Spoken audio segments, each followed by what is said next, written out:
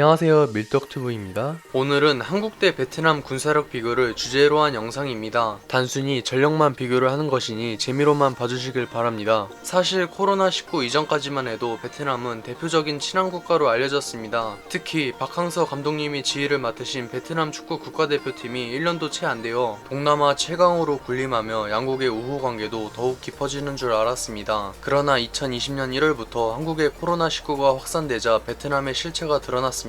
베트남을 찾은 한국인 관광객을 바이러스 전파하러 왔냐며 조롱하는 것도 모자라 많은 숙박업소와 식당에서 한국인 손님을 거부하는 일까지 발생했습니다. 거기에 2월 다낭을 여행하러 온 한국인 관광객을 공항에 입국하자마자 강제로 여권을 빼앗고 격리시설에 구금하는 엄청난 만행을 저질렀습니다. 심지어 한국 외교부가 이 사태에 대해 항의하자 오히려 적반하장으로 나왔는데요. 한국인들이 식사로 제공한 자국의 서민 음식 바인미를 빵 쪼가리라고 모욕했다며 역으로 항의했고 이에 베트남 네티즌들도 동조했습니다. 하지만 그 한국인 여행객이 바인미가 아닌 첫날에 한 끼 식사로 제공된 머핀을 가리켰을 가능성도 적지 않습니다. 설령 바인미가 맞더라도 오랜 격리로 인한 피로 누적과 돈을 날린 것에 대한 허탈감과 짜증으로 저렇게 말했을 가능성이 높습니다. 아니 애초에 베트남 음식하면 가장 먼저 떠오르며 동시에 유일한 음식이 바로 쌀국수인 것은 다른 나라 사람들도 마찬가지일 텐데요. 그래서 바인미의 외형만 보고 그저 베트남식 샌드위치라고 생각했을 것 같습니다. 거기다 애초에 베트남에서도 바인미는 제대로 된 식사가 아닌 가벼운 식사나 간식으로 취급되며 편의점의 김밥이나 샌드위치 같은 존재입니다. 무엇보다 강제로 끌려와 격리당해 몸과 마음 모두 불안하고 지쳤을 한국인 여행객에게 든든한 밥 한 끼는커녕 저런 간식만 준 것은 굉장히 무례한 태도라고 볼 수 있습니다. 하지만 가장 경악한 것은 이를 사과하고 해명해야 할 베트남 총리와 정부가 이를 방관하거나 오히려 부추기는 추악한 태도를 보였습니다. 많은 부문, 특히 경제에서 큰 기여를 하는 한국에게 베트남이 보여준 태도는 제 개인적으로 봤을 때 정말 실망스럽게 짝이 없습니다. 이제 국력을 살펴보겠습니다. 먼저 인구인데요. 한국은 5,178만 명, 베트남은 9,733만 명입니다. 다음은 GDP인데요. 한국은 1조 6,200억 달러, 베트남은 2,449억 달러입니다. 사실 저도 잘 몰랐는데 베트남은 동남아에선 국가 인지도가 높은 것과 인구가 많은 것에 비해 국가 GDP가 굉장히 낮은 편입니다. 특히 동남아의 맹주 인도네시아와 작지만 강한 나라 싱가포르는 말할 것도 없으며 무엇보다 어떤 분야든 지고는 못 산다는 라이벌 태국의 절반밖에 미치지 못합니다. 참고로 한국, 특히 삼성이 베트남의 경제에 차지하는 비중은 그야말로 어마무시합니다. 2019년 기준 베트남의 최대 기업은 삼성전자이며 무려 베트남 총 GDP의 20%, 수출액은 30%를 차지하며 엄청난 영향력을 발휘하고 있습니다. 상황이 이러니 베트남 내에서는 삼성에 대한 의존도가 높다며 우려를 표하고 있습니다. 오죽하면 베트남은 세계의 패권을 두고 다투는 미중 무역전쟁보다 한일 무역분쟁을 훨씬 관심있게 다루며 양국의 눈치를 봤을 정도인데요. 다음은 국방비입니다. 한국은 54조, 베트남은 6조 7천억입니다. 베트남도 징병제를 실시하며 인구가 1억에 가깝다는 것을 감안하면 경제의 한계 때문에 국방비가 굉장히 적다고 볼 수 있는데요. 그런데 베트남은 입대하면 군사훈련만 받는 게 아니라 취업과 관련된 기술 훈련도 필수적으로 받게 되어 시골 청년들은 군대를 매우 선호한다고 합니다. 거기다 경제 수준을 감안하면 금양책에도 나름 갖춰진 편이며 부실한 부대는 반찬이 나물만 나오지만 그래도 국이랑 밥은 무제한이라고 합니다. 하지만 국방비가 많지 않은데 장병 복지가 비교적 좋다는 걸 반대로 생각하면 무기 도입이 굉장히 빈약하다는 소리이며 실제로 베트남군은 전력의 노후화가 매우 심각합니다. 이제 병력을 비교할 텐데요. 상비군은 한국은 58만 명, 베트남은 48만 4천 명입니다. 예비군은 한국은 270만 명, 베트남은 500만 명입니다. 다음은 육군입니다. 먼저 기갑전력을 비교할 텐데요. 한국은 2,400대의 전차와 3,300대의 장갑차를 보유하고 있습니다. 베트남은 3,346대의 전차와 4,500대의 장갑차를 보유하고 있습니다. 다음은 포병전력입니다. 한국은 3,500문의 견인포와 3,150문의 자주포, 420문의 다연장 로켓을 보유하고 있는데요. 베트남은 2,100문의 견인포와 500문의 자주포, 1,246문의 다연장 로켓을 보유하고 있습니다.